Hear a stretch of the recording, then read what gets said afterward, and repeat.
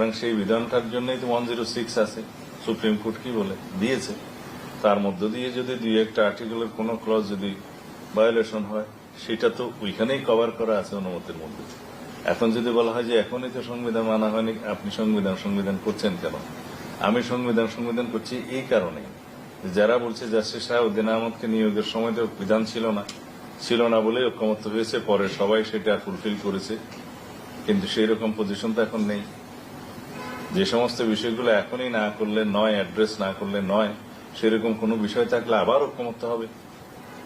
কিন্তু আমরা যেগুলো এখন জরুরি নয়, জাতীয় জীবনে কোনো সংকট সৃষ্টি করছে না, সেই বিষয়গুলোকে আমরা নিজেরা এখন অন্যভাবে টেনে নিয়ে আসা জাতীয় জীবনের জন্য একটা গভীর সংকটের সৃষ্টি হবে।